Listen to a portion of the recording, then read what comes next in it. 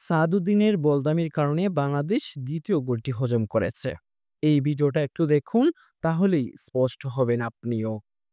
Singapore যখন long range থেকে একটা দ্রুত শট খুললো এবং সেখানে মিতুল মারবা দুর্দান্ত একটা সেভ দিলেন, তবে সেই বলটি তিনি আটকে রাখতে পারেননি।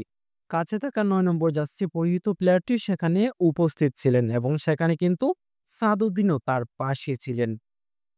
৯ নম্বর জার্সি পরিহিত প্লেয়ারটি যখন শট নেওয়ার চেষ্টা করছেন, সাদউদ্দিন কিন্তু চাইলেই সেখানে বলটি ব্লক করতে পারতেন।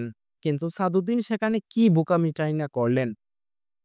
সাদউদ্দিন শুধু তাকিয়ে দেখলেন যে বলটি কিভাবে শট নিচ্ছে সিঙ্গাপুরের প্লেয়ার। অথচ সাদউদ্দিনের কাজটা যদি তিনি ঠিকঠাক করতে পারতেন, দেখুন একবার, তাহলে বাংলাদেশ কিন্তু এই দ্বিতীয় গোলটি হজম করত না। বাংলাদেশ এই ম্যাচটাও হারতো না। যারা এখনো স্পষ্ট হননি তাদের জন্য আরো একবার এই ভিডিওটা দেখাতে চাই। দেখুন, সিঙ্গাপুর যখন লং রেঞ্জ থেকে শট করলো, মিতুল মার্মা দুর্দান্ত একটা সেভ দিলেন। মিতুল মার্মা সেই বলটি আটকাতে পারেননি।